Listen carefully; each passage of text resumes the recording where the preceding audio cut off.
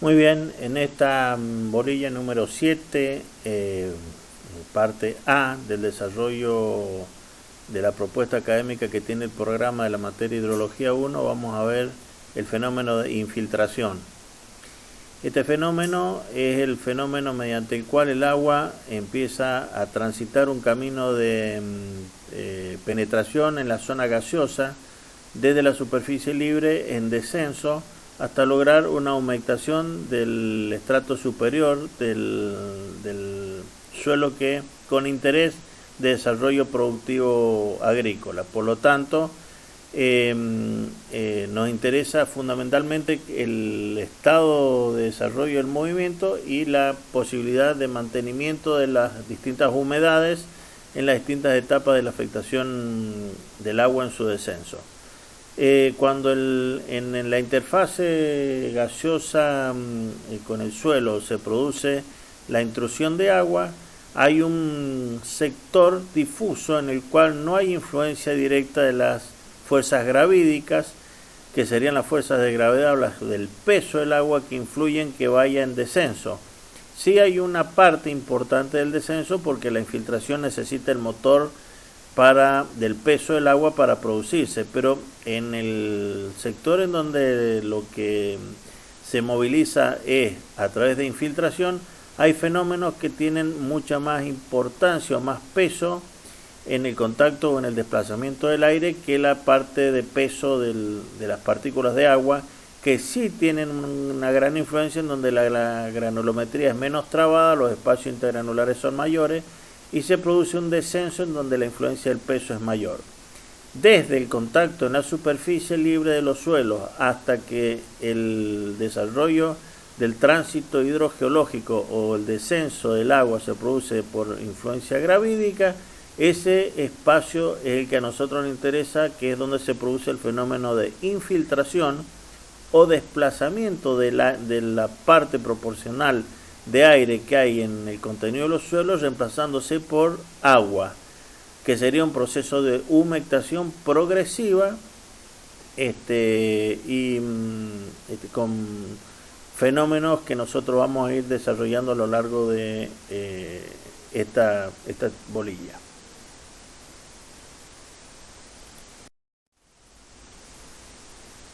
Bien,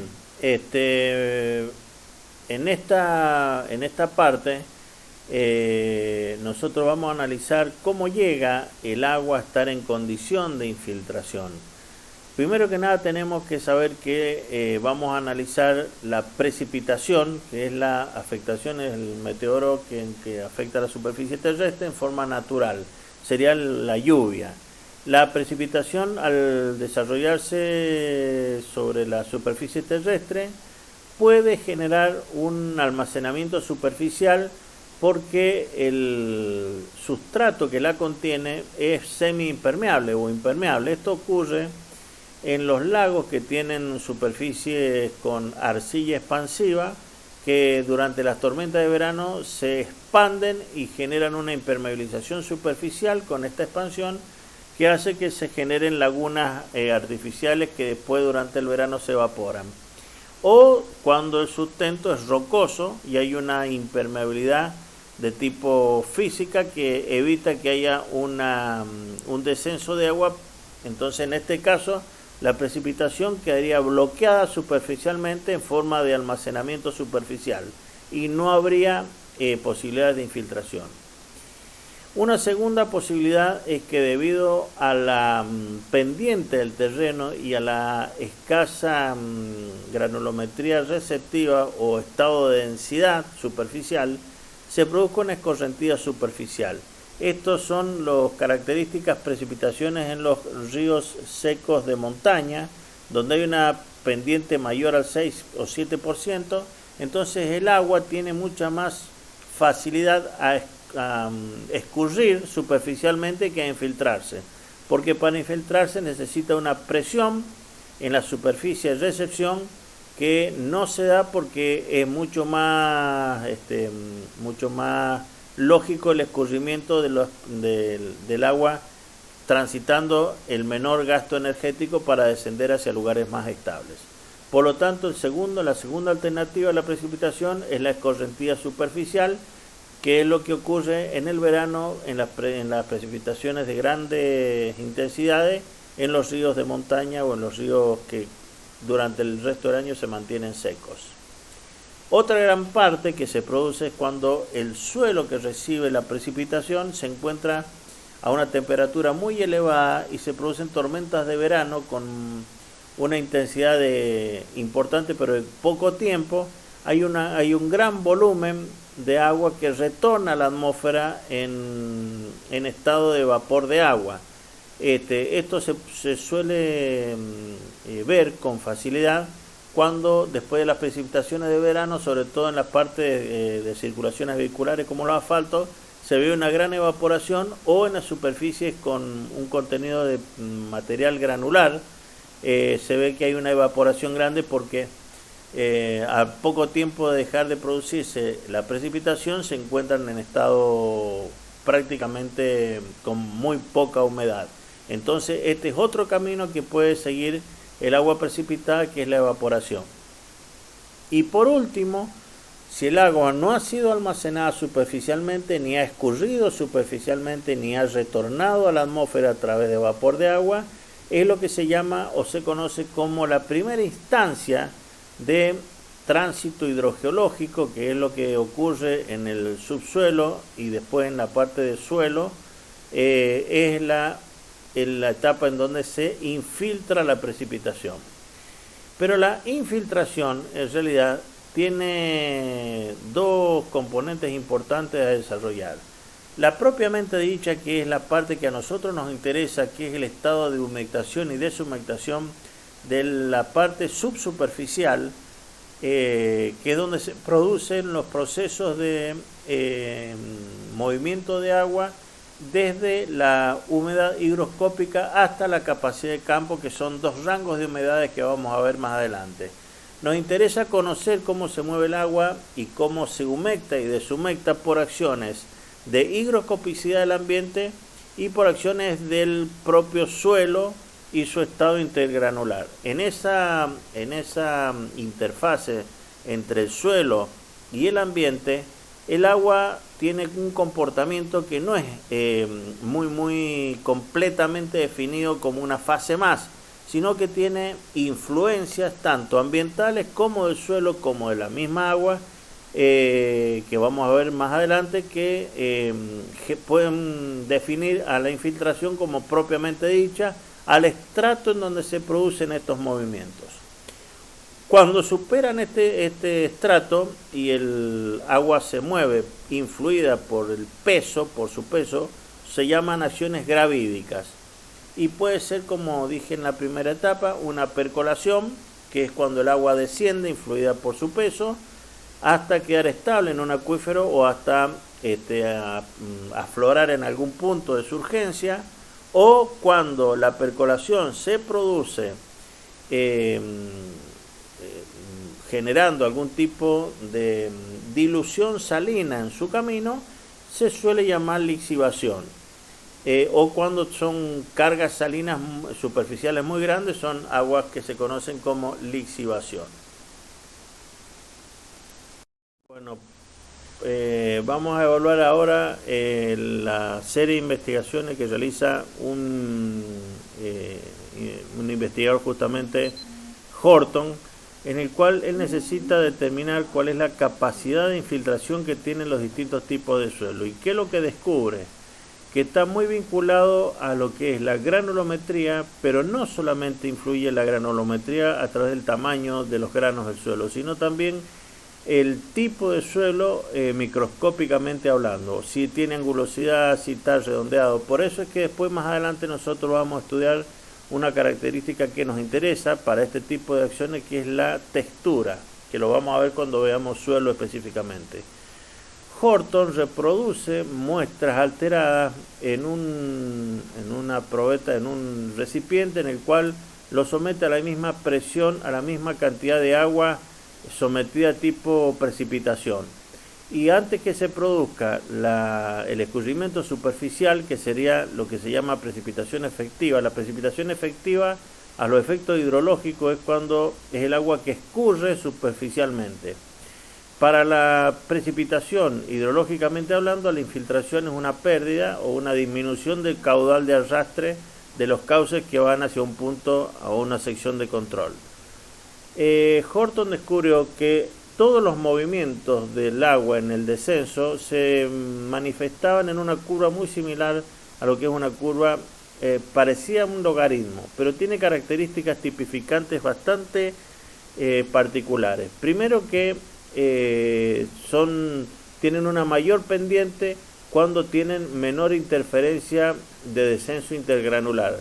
Significa que cuando los suelos tienen estructuras que favorecen a la infiltración, la pendiente es mayor en el primer tramo de la curva. Y después existe una atenuación de la curva hasta el punto en que la corta, no es asintótica, sino que la corta en el punto en donde se desarrolla el F sub C, se iguala a un valor que es el valor para el cual, ante una intensidad constante, la precipitación efectiva me garantiza que solamente está ingresando esa cantidad de agua al subsuelo, que es la misma cantidad de agua que está saliendo por debajo del estrato que a mí me interesa, la infiltración, y infiltrándose en el macizo que ya deja de tener influencia en la infiltración. O sea, se produce una captación y un drenaje simultáneo, manteniéndose la humedad dentro del estrato que a mí me interesa estudiar la infiltración. Y la infiltración inicial depende fundamentalmente del estado de humedad, o sea, el F sub 0 nunca es el mismo, ni para el mismo suelo, ni para la misma intensidad de precipitación, porque varía mucho con el estado de humedad. No es lo mismo dos lluvias simultáneas durante 2 días sucesivos que no llueva en 6 o 7 meses, porque el estado de humedad de recepción es mucho menor. Entonces el F sub 0 tiene una dependencia de la humedad ambiental y de la humedad del subsuelo. Es una curva que es importante saberla porque a través de eso que se ve en la abscisa al origen, tenemos el tiempo para el cual podemos determinar una determinada capacidad de infiltración, tiempo necesario para saber hasta qué profundidad ingresa el agua para que yo diseñe la profundidad radicular del cultivo que estoy queriendo desarrollar, por ejemplo para el uso agronómico, y también hasta qué punto tengo en un tiempo determinado para ese tipo de suelo, cuál es la profundidad o cuál es el lugar hasta el que llega la infiltración. Efectivamente las dos curvas se cortan, tanto en el F sub C como en la ordenada al origen en el F0, se cortan y son materialmente medibles, se pueden identificar a través de mediciones de laboratorio. La curva, como ahí consta, es una curva que tiene una ordenada al origen que es F sub C, por debajo de la cual no existe posibilidad que aumente, que disminuya la infiltración, o sea, hay una infiltración mínima que es F sub C, por debajo de la cual aunque llueva mayor intensidad, aunque aumente la intensidad de la lluvia, no va a aumentar la intensidad de la infiltración, porque no tiene que ver en forma directa con la precipitación, sino con los fenómenos intergranulares que se producen en el subsuelo. Y el segundo término tiene la ordenada al origen, que es el F sub 0, menos la mínima infiltración que permite el suelo, que es F sub C, multiplicado por la base de los logaritmos neperianos a un factor elevado a un factor menos K por T, donde T es la variable tiempo y K no es el K de Darcy, es otro K que tiene que ver con propiedades particulares de la muestra que se mida en el lugar en el que se está haciendo el ensayo. Por eso, estos son estimaciones solamente cualitativas, y para que nos sirva la fórmula de Horton para ver cómo se comporta la infiltración en un predio determinado, lo que tengo que hacer es alterar lo menos posible la infiltración superficial para someterlo al ensayo de Horton y observar cualitativamente cuál es el comportamiento sin esperar resultados muy precisos. Es importante hacer notar que la curva de Horton tiene la integral, digamos, entre el tiempo 0 y t, nos va a dar la integral, o sea, la superficie por debajo de la curva, nos va a dar el total de la precipitación infiltrada en la superficie del subsuelo que estoy evaluando. Y los valores F sub 0 y F sub C son valores medibles. Este tipo de curva es una curva absolutamente experimental. Recordemos que hay tres tipos de curvas en ingeniería, que son las curvas analíticas, que responden a una fórmula y son estrictamente la reproducción gráfica del comportamiento de esa fórmula, que muchas veces ha servido para interpretar fenómenos físicos. Otras curvas que son curvas que parten de la intuición de asimilar un movimiento físico o un proceso físico, que son las curvas empíricas, donde el empirismo lleva a encontrar una curva que se asimila a un proceso físico, y las curvas que no pueden ajustarse ni a un analítico, ni a un comportamiento analítico, ni a un comportamiento empirista, sino que son estrictamente de orden práctico y deben ajustarse a las mediciones, como esta curva de Horton, que es absolutamente del tipo experimental.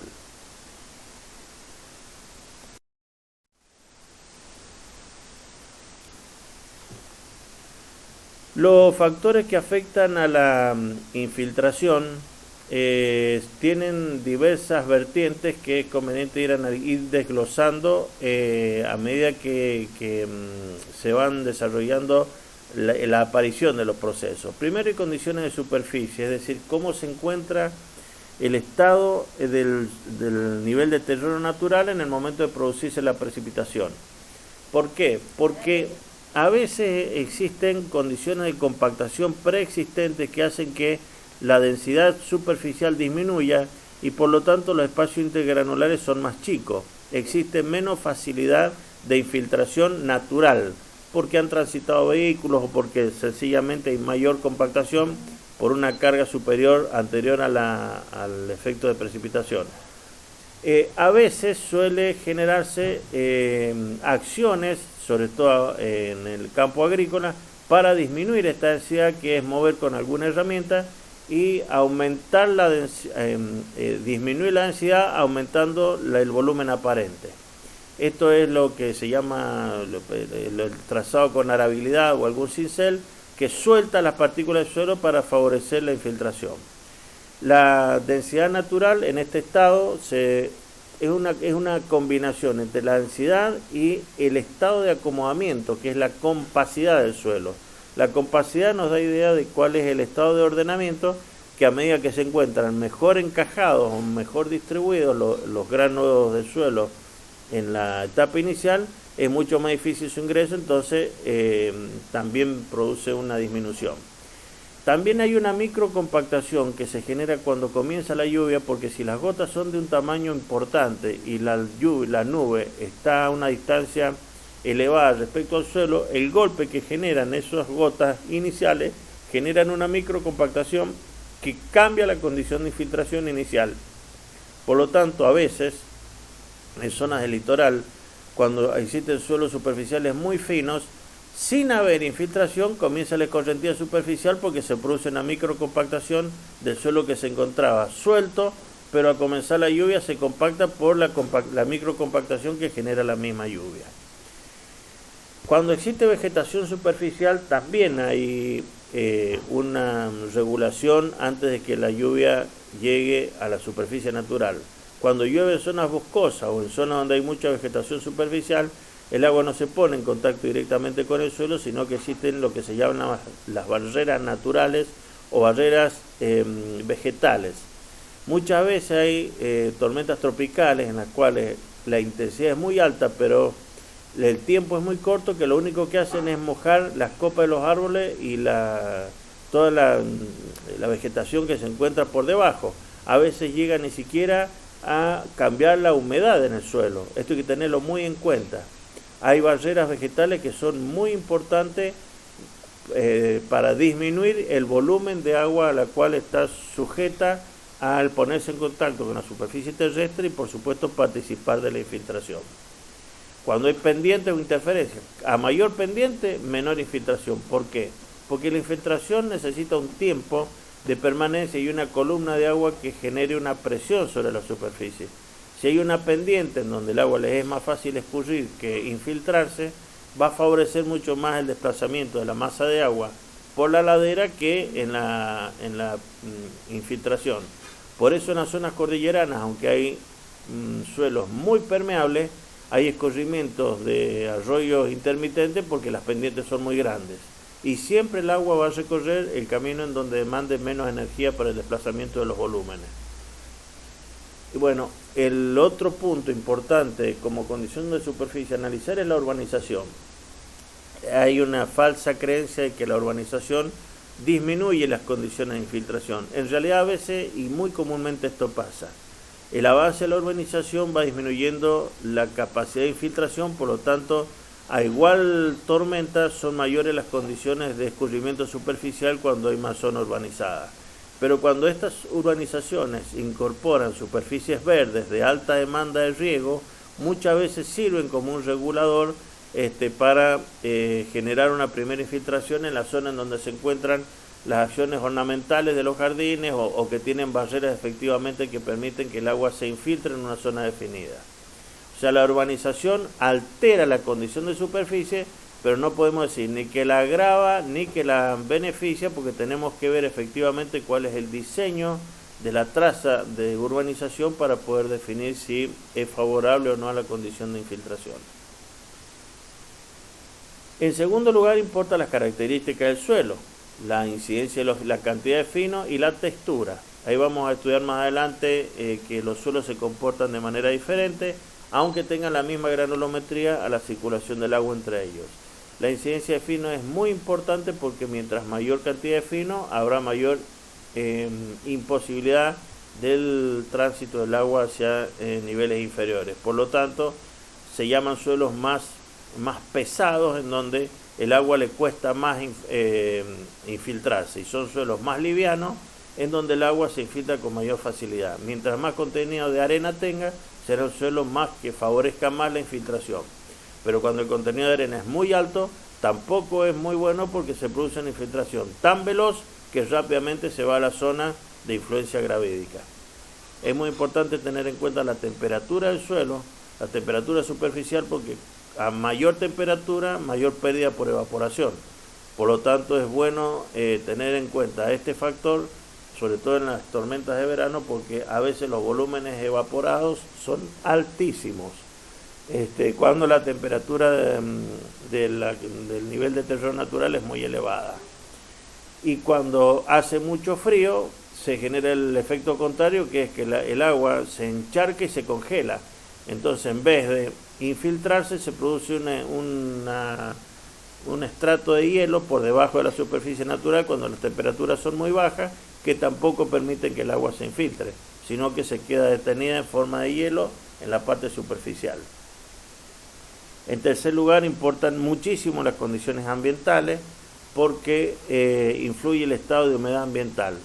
Si el estado de humedad ambiental es bajo, o sea, si tenemos un clima seco, la condición evaporativa va a ser mayor, por lo tanto la pérdida del volumen a infiltrar por evaporación va a ser mayor que cuando tenemos un estado de humedad alto, en donde el ambiente se encuentra saturado y la incorporación de vapor de agua es mucho más dificultosa. Por eso la condición de evaporación disminuye. Al disminuir, favorece la condición de infiltración. También están las características del fluido, como punto 4. La característica del fluido infiltrar. No es lo mismo la infiltración de la lluvia, que es un agua destilada, que no tiene ningún tipo de incorporación, que cuando se tiene que infiltrar agua turbia. Primero que nada, a mayor altura de columna de agua se produce mayor infiltración. Eso es lógico, porque a mayor altura de columna de agua tengo mayor presión de infiltración en la zona de interfase. Por lo tanto, tengo más favorecida la condición de infiltración. Y en segundo lugar es la turbidez. Mientras más clara es el agua, es más fácil de infiltrar, porque no se va a producir la colmatación de los espacios intergranulares con los granos más chiquitos tapando los más grandes. Entonces vamos a tener abierto permanentemente el canal de infiltración cuando es un agua clara. Cuando es agua turbia, la turbidez va depositándose en los espacios intergranulares superiores, por lo tanto va disminuyendo el caudal de infiltración a medida que va depositándose estos elementos en los granos más grandes. Es muy importante también el contenido de sales que tenga el suelo. Si el suelo tiene un gran contenido de sales solubles, Cuando comienza la precipitación, el primer foco va a ser, la primera acción va a ser de dilución de las sales solubles. Al diluir esas sales se va cambiando la viscosidad del agua, por lo tanto al cambiar la viscosidad es más tortuoso el recorrido intergranular y se va a ir generando mayor imposibilidad de descenso. Tanto es así que cuando hay suelos muy salinos se produce un estrato inferior de salinidad en el cual se satura completamente el agua y empieza a generarse estratos salinos que se conocen como caliche, en el cual el agua no desciende por debajo de estos valores porque está absolutamente saturada de sales y el descenso se produce mecánicamente muy difícil, es muy difícil el descenso. Y la temperatura del subsuelo es fundamental.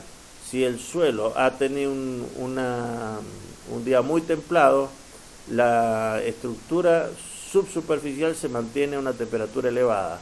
Por lo tanto, todo el mundo sabe que a los efectos no de la precipitación, sino del riego, el mejor momento del riego es el atardecer, porque es cuando más caliente se encuentra el suelo y menos pérdida por evaporación voy a tener porque el sol ya se ha entrado. Así que la temperatura del subsuelo es muy importante para el diseño de los suelos productivos para favorecer el ingreso del agua. Las unidades comúnmente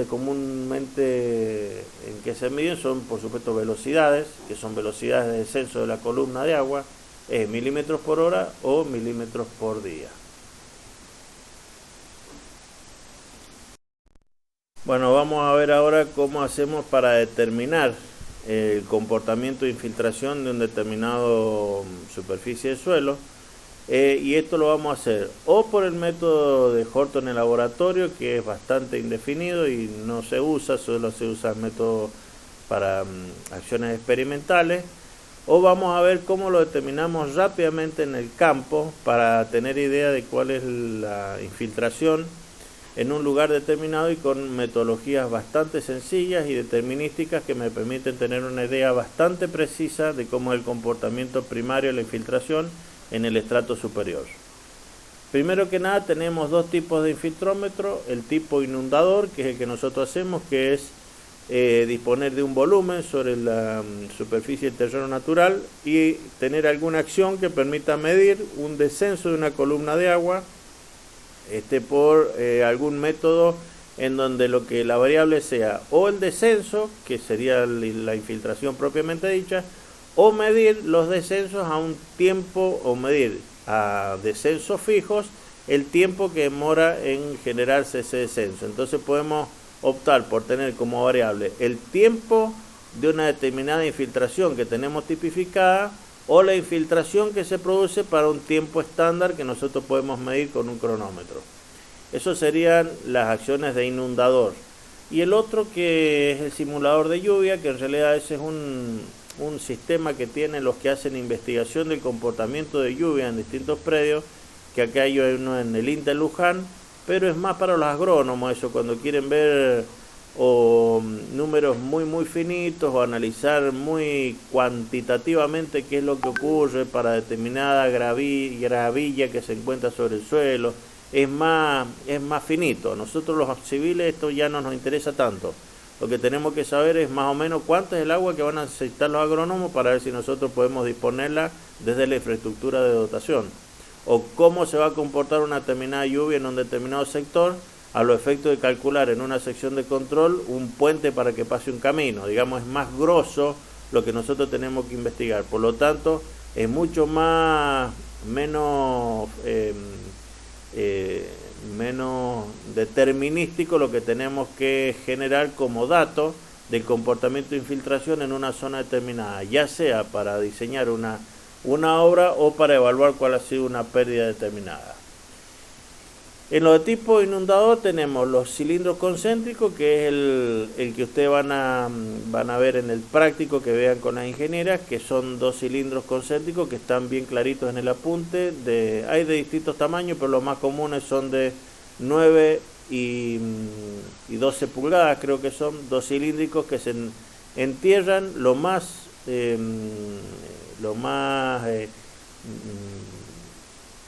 posiblemente horizontal, digamos, lo más nivelado posible. Se lleva a un nivel para calibrar que eso quede bien nivelado, para que no haya diferencias de altura en los bordes de los cilindros.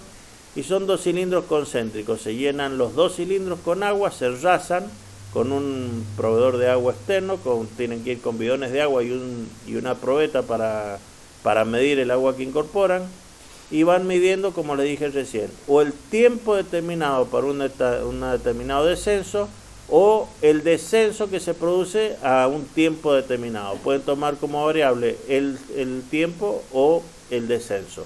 Van evaluando cómo se va produciendo esto, y para evitar las alteraciones superficiales es bueno introducirlo por lo menos 10 centímetros en el terreno natural, y el efecto que produce el cilindro externo es generar un caudal de infiltración que me anule la dispersión lateral, para poder tener una idea de efectivamente cuál es el valor de la infiltración vertical.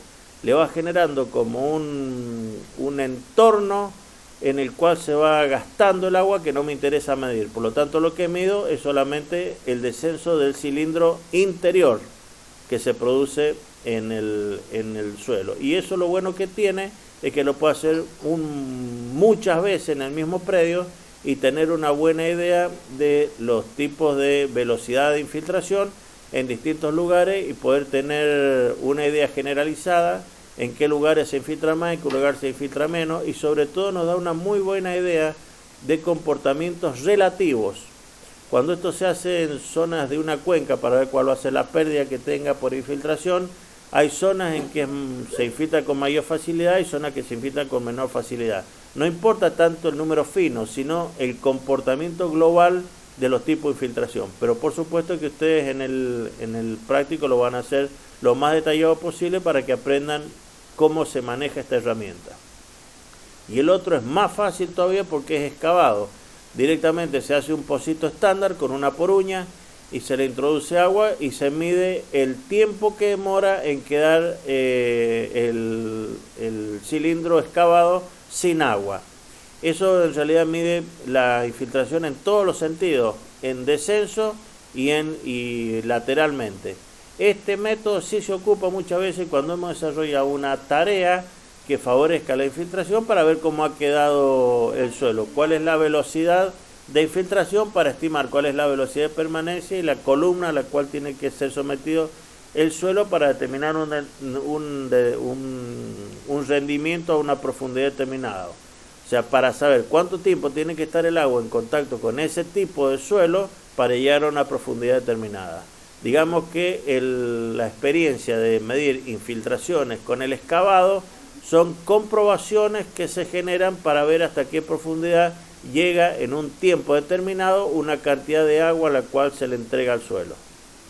Y el simulador de lluvia, como le dije recién, son cosas mucho más del ámbito de la investigación y el comportamiento académico, que es lo que corresponde para la parte técnica que a nosotros nos interesa como definición de infiltración.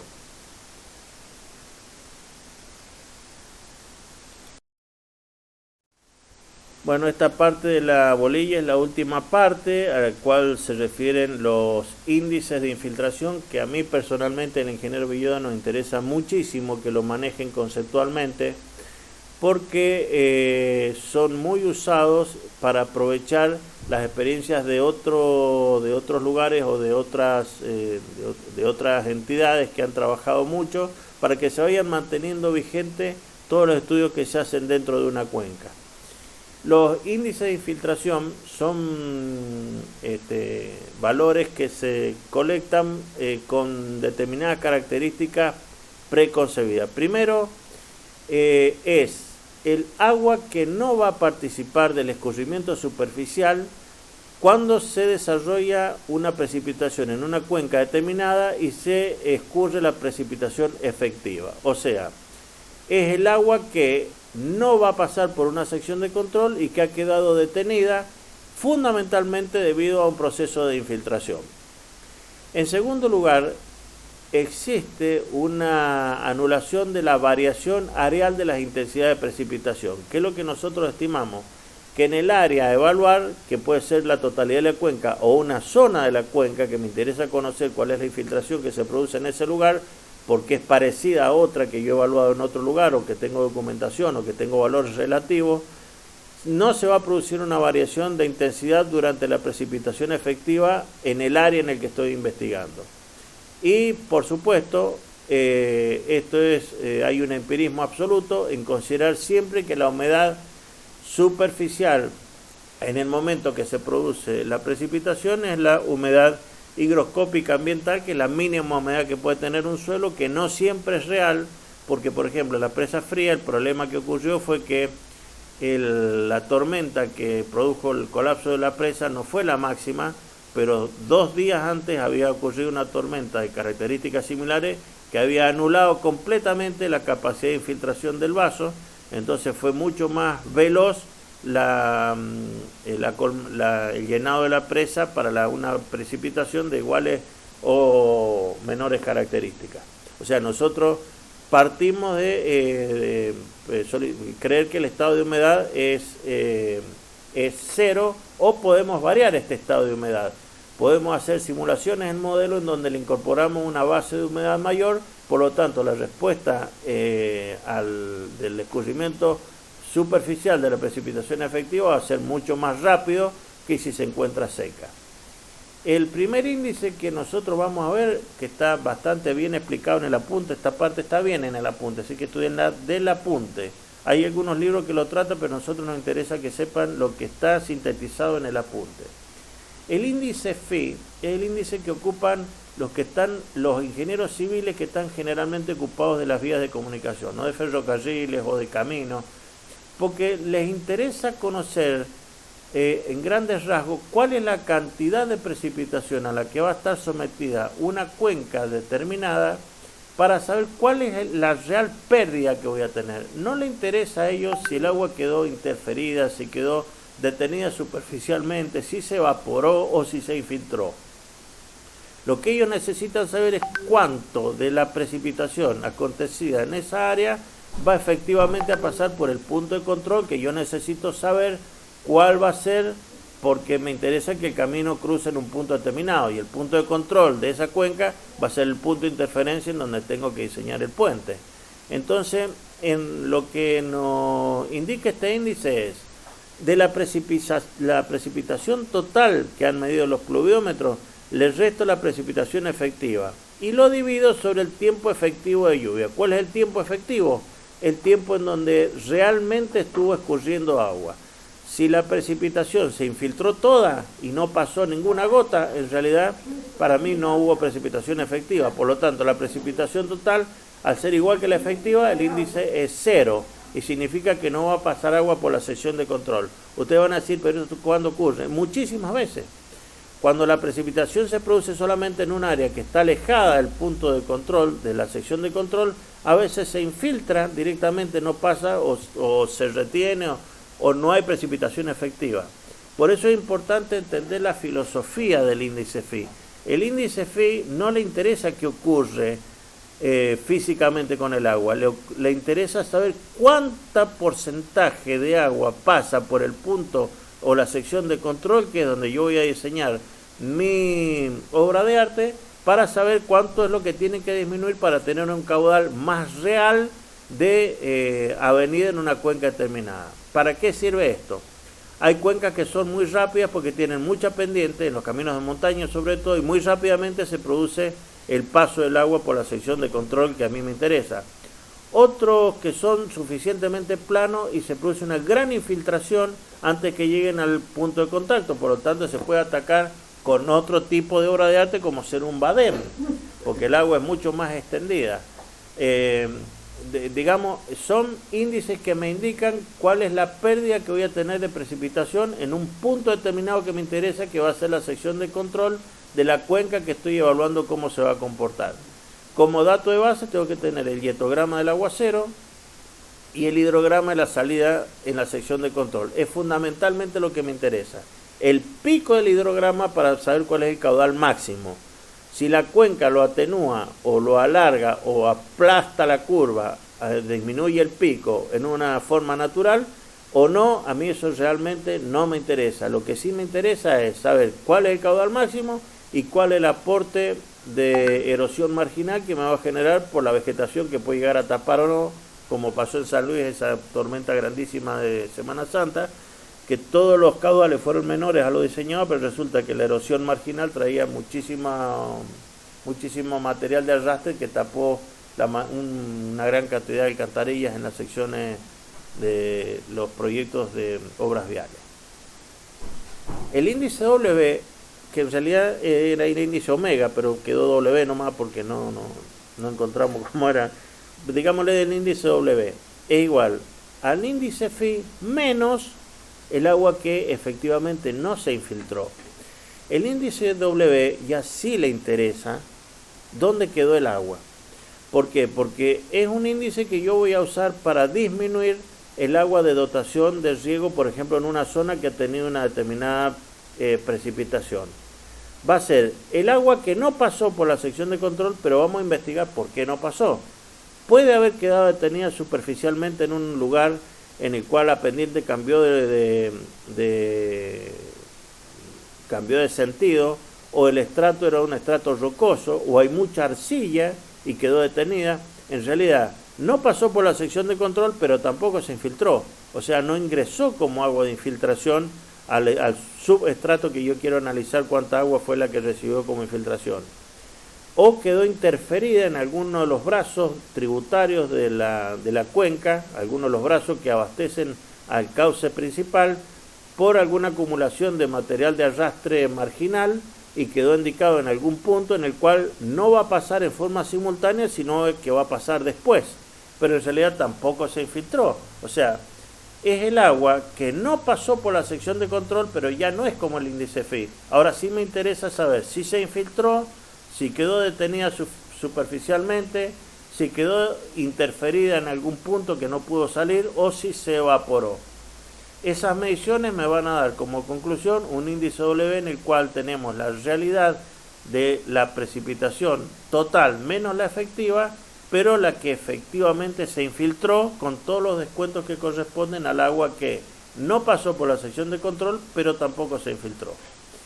¿Para qué sirven estos índices, chicos? Estos índices sirven para tener ideas de cómo se comportan las cuencas de determinada característica. Una cuenca, por ejemplo, en otro lugar del mundo, en Estados Unidos, en la India, en la China, una cuenca parecida a una cuenca como la nuestra, puede ser evaluada su comportamiento cualitativo viendo cómo se comporta esa cuenca. Por ejemplo, si es una cuenca de rápida respuesta, si es una cuenca de alta infiltración, si es una cuenca de baja infiltración, si el recorrido tortuoso me va generando mayor infiltración o recarga en algún lugar un acuífero porque tiene una falla inferior, digamos, sirve para hacer análisis cualitativo de comportamientos de cuenca ante proyectos de tormentas determinados, para saber cuánto va a ser el volumen de infiltración y cuál va a ser el hidrograma característico de salida en una determinada sección de control. Para uno o para otro caso se ocupa el índice phi o el índice W. Y yo necesito que este tema lo sepan bien porque nos interesa que lo conozcan, porque sirve como estudios de preinversión en las inversiones que se hace en la ingeniería civil. Y bueno, con esto estaríamos terminando la parte de presentación de la bolilla 7A. Espero que hayan entendido.